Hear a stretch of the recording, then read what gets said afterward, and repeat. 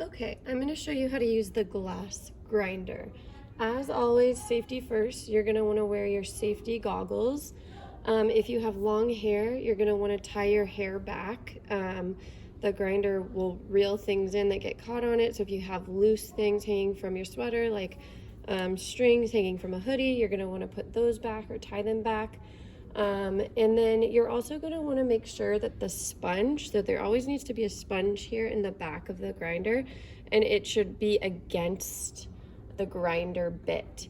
It should also be wet. So if you come to the grinder and you notice that the sponge is not wet or that there's no water in kind of around the grinder, then you're going to want to get some water and you're going to want to wet the sponge.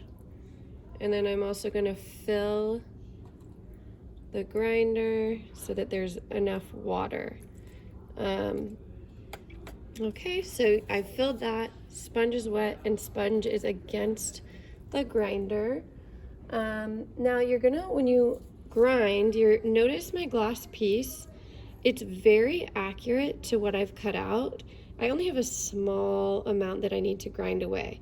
If you have huge chunks of glass, you do not want to come to the grinder and grind big chunks. It should look something like this where you don't have a ton to grind down, but it's really just evening it out. So I'm going to go ahead and I am going to grind away those areas. When you're grinding, you're going to hold on to the glass piece with both hands.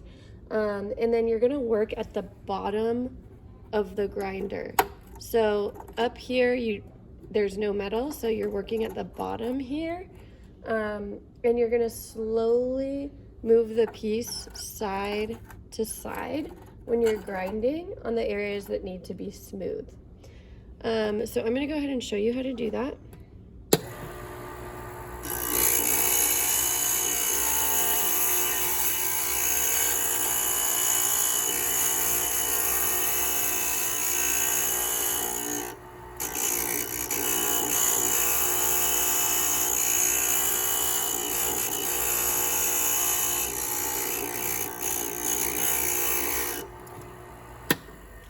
And then you can see that those pieces have really smoothed out the side of the glass, and I could do the same thing to this side.